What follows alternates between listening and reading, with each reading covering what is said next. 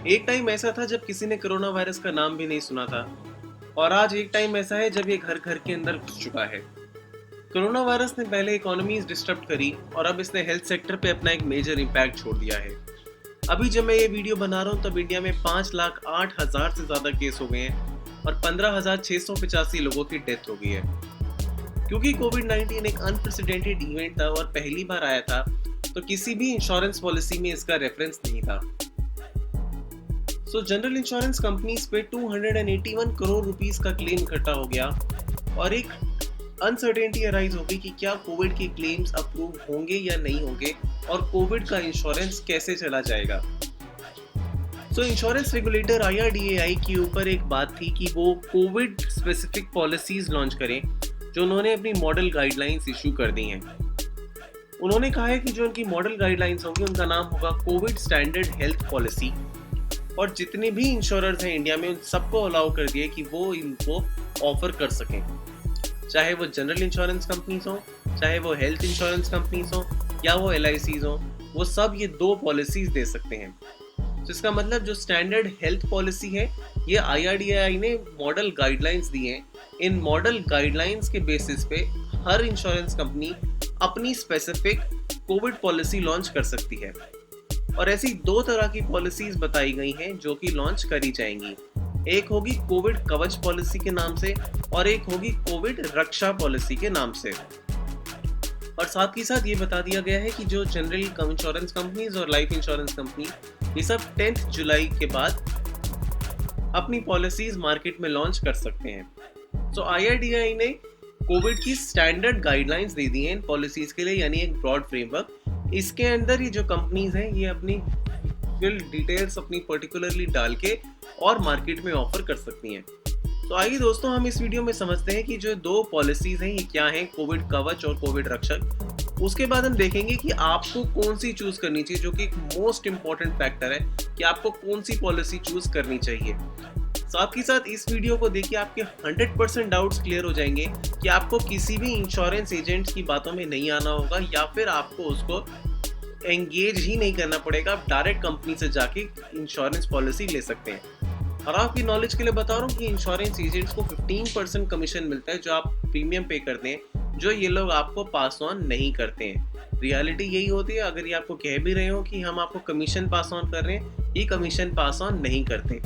जो आप life insurance कराते हैं LIC में, अगर एक बार आपका इंश्योरेंस एजेंट आपकी पॉलिसी कर देता है तो लाइफ लॉन्ग उस पर जो कमीशन होता है 15% वो उसी को मिलता है, इररिस्पेक्टिव ऑफ द फैक्ट कि आप नेक्स्ट ईयर में प्रीमियम आप ऑनलाइन पे कर रहे हो या किसी और एजेंट के थ्रू पे कर रहे हो। जिसने भी एक बार आपकी LIC पॉलिसी कर दी वो पूरी फ्यूचर में वो खुद ही वो कमीशन लेता है। आपके लिए बेटर यही है कि आप डायरेक्ट कंपनी से डील करें और आपको खुद सारी चीज़ें पता हो कि कैसे ये चीज़ें वर्क करती हैं। जैसा कि हमने बताया कि दो कोविड पॉलिसीज अब आने वाली हैं, कोविड कवच पॉलिसी और कोविड रक्षक पॉलिसी। तो हम सबसे पहले बात करेंगे कि ये कोविड कवच पॉलिसी क्या चीज़ है। जो कोविड कवच जो ये वाली पॉलिसी है इसमें ये बताया है कि 50,000 से लेके 5 लाख तक का सम इंश्योर्ड रहेगा इसमें। मतलब जो आप पॉलिसी ले सकते हैं वो 50,000 से लेके 5 लाख तक की आप पॉलिसी इसमें ले सकते हैं। जो इसका प्रीमियम होएगा वो हर कंपनी अपने अकॉर्डिंग सेट करेगी। उसमें कोई ऐसा फिक्स प्रीमियम नहीं रहेगा, जो एज वाइज बेसिस प्रीमियम आएगा और वो डिपेंड करेगा कि आपका सम इंश्योर्ड कितना है। मान लीजिए आपका 50,000 की अगर आप ले रहे हैं तो आपका प्रीमियम कम देना होगा। 5 लाख की अगर आप पॉलिसी ले रहे हैं तो आपको प्रीमियम ज़्यादा देना होगा। हाउएवर इसमें जो पॉलिसी पीरियड का टाइम है वो IRDAI ने सेट कर दिया है। इसमें सिर्फ और सिर्फ 3 तरह के पॉलिसी पीरियड्स रहेंगे, एक 3.5 मंथ्स का, एक 6.5 मंथ्स का और एक 9.5 मंथ्स का। जैसे आप हेल्थ इंश्योरेंस पॉलिसीज में आप अलग अलग टेन्योर ले लेते थे, 12 महीने, 24 महीने, 36 महीने, वो इसमें नहीं चलेगा। इसमें आपको सिर्फ ये 3 रहेंगे, 3.5 मंथ, 6.5 मंथ्स और 9.5 मंथ्स। साथ ही साथ जो हमारी ये वाली पॉलिसी है इसमें आप इंडिविजुअल के साथ अपनी फैमिली का भी एक ले सकते हैं एड ऑन, उनको कवर कर सकते हैं। और फैमिली में आपके स्पाउस, पेरेंट्स इन लॉ और डिपेंडेंट चिल्ड्रन आएंगे। इसमें नेचुरल और लीगली अडॉप्टेड दोनों तरह के चिल्ड्रन इसमें इंक्लूडेड हैं। फिर अगर हम बात करें कि ये 50,000 से 5 लाख रुपए की पॉलिसी होगी और ये 3 तरह के टेन्योर होंगे, आप और आपकी फैमिली जॉइंटली इस पॉलिसी को ले सकते हैं। तो अब इसमें लेकिन चीजें कवर क्या क्या होंगी। देखिए, इस पॉलिसी में आपका हॉस्पिटलाइजेशन का खर्चा वो तो इंक्लूड हो गई होगा, प्लस आपका जो हॉस्पिटल के पहले का खर्चा होगा यानी प्री हॉस्पिटलाइजेशन जिसे बोलते हैं, आपके हॉस्पिटल से छूट के घर आने के बाद का जो खर्चा जिसे पोस्ट हॉस्पिटलाइजेशन बोलते हैं, वो भी कवर्ड होगा। पर अब बारी आती है कि कितना अमाउंट कवर होगा। तो देखिए, हॉस्पिटलाइजेशन में आपका एक्चुअल जितना भी एक्सपेंडिचर हुआ है वो सारा एक्सपेंडिचर आपका कवर होगा। और साथ ही साथ एक कंडीशन जो आपको पता भी होनी चाहिए, जो सारी हेल्थ इंश्योरेंस पॉलिसीज में होती है, मिनिमम 24 आवर्स का आपका हॉस्पिटलाइजेशन होना चाहिए। अगर आप हॉस्पिटल गए और 2 घंटे में बाहर आ गए तो आपको क्लेम में 1 रुपया भी नहीं मिलने वाला। ये सारी हेल्थ इंश्योरेंस पॉलिसीज में होता है, इस वाली कोविड पॉलिसी में भी है। मिनिमम 24 आवर्स के लिए आपको हॉस्पिटलाइज्ड होना ही पड़ेगा, अदरवाइज आपको क्लेम नहीं मिलने वाला। और दोस्तों, आप प्लीज ये वीडियो को एंड में देख लेना, मैं इसमें इंडेमनिटी बेनिफिट का मतलब बताऊंगा एंड में, जो बहुत बहुत बहुत इंपॉर्टेंट है और 90% लोगों को नहीं पता होता। इवन जो आपके इंश्योरेंस एजेंट्स हैं उन्हें भी नहीं पता होता कि इंडेमनिटी बेनिफिट और लमसम बेनिफिट क्या होता है। मैं बिल्कुल लास्ट में बताने वाला हूँ और ये ही की होने वाली है जो डिटरमाइन करेगी आपको कौन सी पॉलिसी लेनी है। प्लीज देखना, और अगर इंश्योरेंस एजेंट हो प्लीज देख लेना, आप गलत एडवाइस दे रहे हो लोगों को। तो हॉस्पिटलाइजेशन हमने बताया कि 24 घंटे से ज़्यादा की होनी चाहिए और जितना भी एक्चुअल खर्चा होगा वो आपको मिल जाएगा। अब देखिए, मैंने 2 बार अभी तक स्ट्रेस किया इस वर्ड एक्चुअल पे। इसका कुछ इंडेमनिटी बेनिफिट से लेना देना है जिसको मैं भी लास्ट में लिंक करने वाला हूँ। फिर बारी आती है कि इसमें जो प्री हॉस्पिटलाइजेशन एक्सपेंडिचर होगा वो कितना होगा। सो प्री हॉस्पिटलाइजेशन एक्सपेंडिचर में आपके पिछले 15 दिन में आपने जो भी खर्चा किया है वो भी आपको सारा रिइम्बर्स हो जाएगा। मतलब मान लीजिए कि अगर आज है 1 जुलाई, 1 जुलाई के दिन आप हॉस्पिटलाइज्ड हुए हैं, तो इससे पिछले 15 दिन यानी कि 16 जून से लेके 1 जुलाई तक आपने जो भी खर्चा किया होगा घर पे रह के, टेस्ट कराए होंगे, तो वो सब आपको रिइम्बर्स हो जाएंगे। लेकिन इसमें जो आपने मेडिसिन खाई होंगी वो रिइम्बर्स होगा नहीं होगा, वो पॉलिसी को देख के पता चलता है। क्योंकि क्या होता है, जो आप हेल्थ इंश्योरेंस पॉलिसीज भी लेते हो आपको ये भी नहीं पता होता कि जो आप मेडिसिन लेते हो सारी तरह के मेडिसिन का क्लेम अलाउड नहीं होता। कुछ तरह की मेडिसिन होती हैं जिनका क्लेम अलाउड होता है और ये पॉलिसी में रखी रहती है। लेकिन पॉलिसी तो आप पढ़ते नहीं होता, आपको इंश्योरेंस एजेंट आपको जो बता देता है मान लेते हो, और आपके इंश्योरेंस एजेंट को खुद नहीं पता होता ये सब बातें। फिर उसके बाद बारी आती है कि जो पोस्ट हॉस्पिटलाइजेशन एक्सपेंडिचर है वो कितना कवर होएगा। तो पोस्ट हॉस्पिटलाइजेशन मतलब कि आप हॉस्पिटल से छूट के आए, मान लीजिए 1 जुलाई को आप एडमिट हुए थे और 1 अगस्त को आप वापस छूट के आए, तो इसके बाद जो 30 डेज का आपका एक्सपेंडिचर रहेगा, यानी कि 1 अगस्त से लेकर 31 अगस्त तक का आपका जो भी खर्चा होएगा वो सारा आपको इसमें और क्लेम मिलेगा। लेकिन मैक्सिमम अमाउंट जो भी होगा, सबका मैक्सिमम वो होगा जो आपने अपना इसमें इंश्योरेंस करा रखा था, जितने की भी पॉलिसी। इसीलिए कहते हैं कि अगर ज़्यादा की पॉलिसी कराते हो, ऑल्दो ज़्यादा प्रीमियम लगता है लेकिन बाद में क्लेम भी ज़्यादा ही मिलता है। तो लोग सोचते हैं कि प्रीमियम ज़्यादा देना पड़ेगा, चलो हम कम की करा लेते हैं, वो बाद में जाके वो चीज़ अफेक्ट करती है। उसके बाद एक बहुत इंपॉर्टेंट चीज़ इसमें मिलता है, एक hospital daily cash. Hospital daily cash ये कहता है कि जिस दिन आप हॉस्पिटल में एडमिट हो गए, मान लीजिए आप 1 जुलाई को एडमिट हो गए और 1 जुलाई से लेके आप 1 अगस्त तक आप हॉस्पिटल में थे, तो आपको डेली के जो भी आपके खर्चे होते हैं इसके लिए आपको कुछ अमाउंट आप क्लेम कर सकते हैं डेली कैश बेसिस पे। लेकिन इसकी भी लिमिट है, इसकी लिमिट है maximum 0.5% of the some insured per day. मतलब मान लो अगर आपने 1 लाख रुपए की पॉलिसी ली थी तो आपको पर डे 2500 रुपए मिलेंगे, that too a maximum of 15 days. तो ये हो गया आपका हॉस्पिटलाइजेशन में डेली और कैश की लिमिट्स। 2500 रुपये मैक्सिमम होगा जो आपका 15 डेज। तो ये तो थी ये एक पॉलिसी। दूसरी जो पॉलिसी आई है वो आई है कोविड रक्षक पॉलिसी। जो कोविड रक्षक पॉलिसी होती है ये ऐसे आएगी, जो आपको नाम पे आएगी वो आएगी कोविड रक्षक पॉलिसी। उसके बाद कंपनी ने, मान लीजिए आईसीआईसीआई, जो भी आपका इंश्योरर होगा जो आपको लेंगे, जो इसकी कैटेगरी है वो है बेनिफिट बेस्ड। देखिए, यही तो मैं फर्क बताया था, वो वाली है इंडेमनिटी बेस्ड और कोविड रक्षक पॉलिसी है बेनिफिट बेस्ड।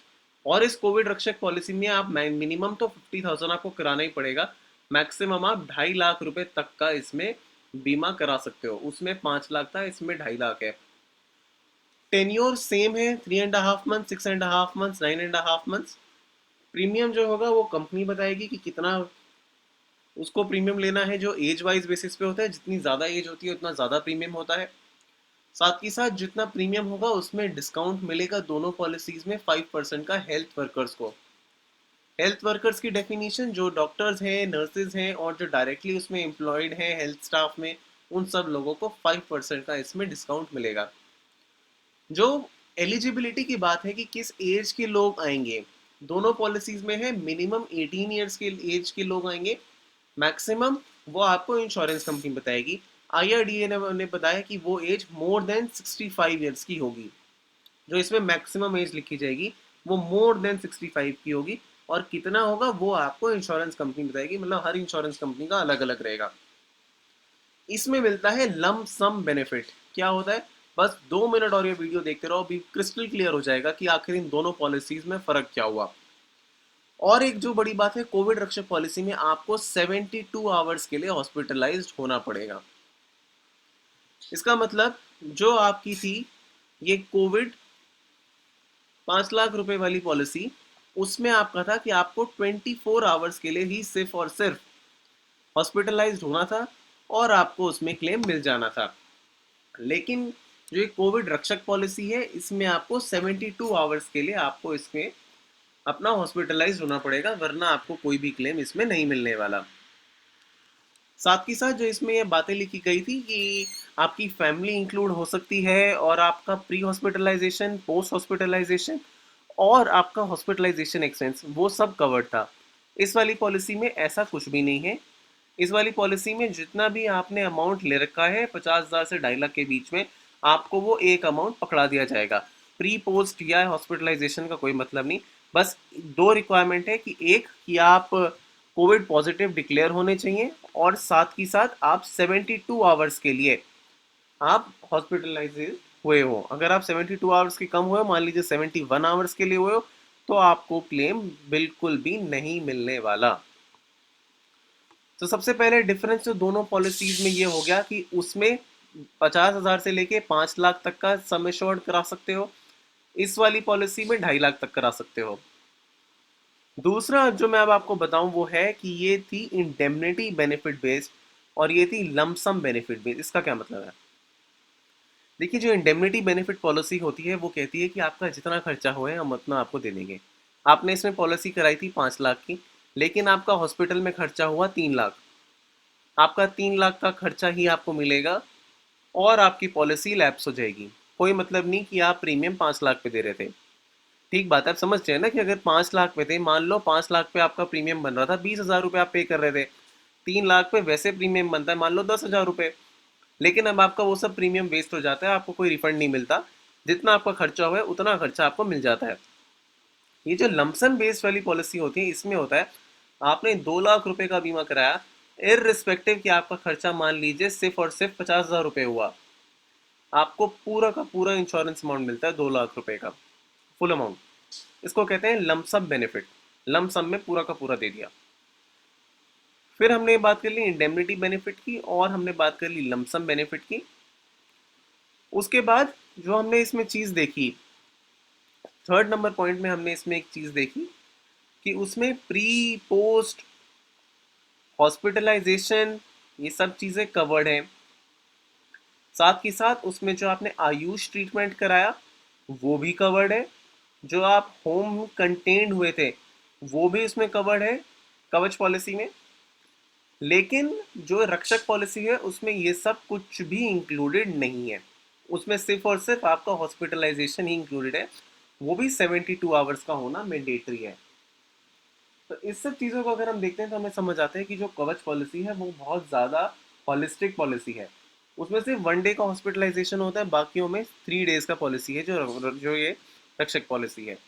साथ ही साथ जो बाकी की जो डिटेल्स आएंगी प्राइस की, वो सब कंपनीज की अलग होंगी, लेकिन प्राइस में हमने देखा है कि ज़्यादा वेरिएशन आता नहीं है।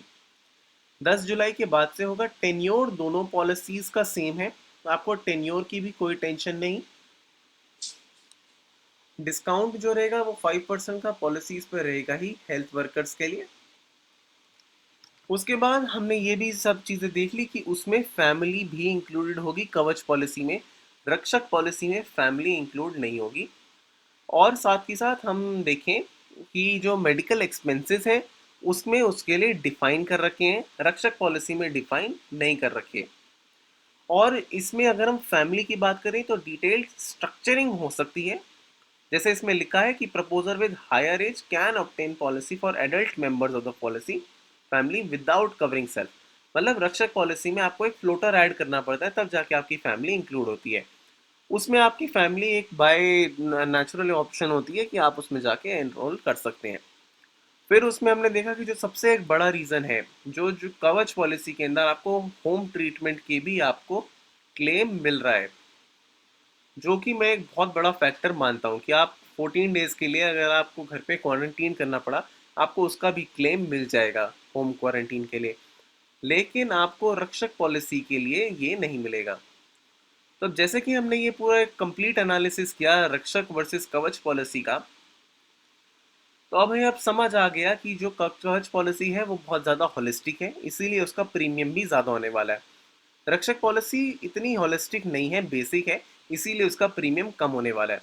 तो अब आप दोस्तों देखिए कि जब पॉलिसी प्रीमियम डिटेल्स आएंगी तब हम फिर से बात कर लेंगे कि आपको कौन सी कंपनी की कौन सी पॉलिसी लेनी चाहिए। अब आपके कोई भी डाउट्स हो तो हमने आपको डिस्क्रिप्शन बॉक्स में अपनी ईमेल आईडी दे रखी है, queryknowledgemedia@gmail.com।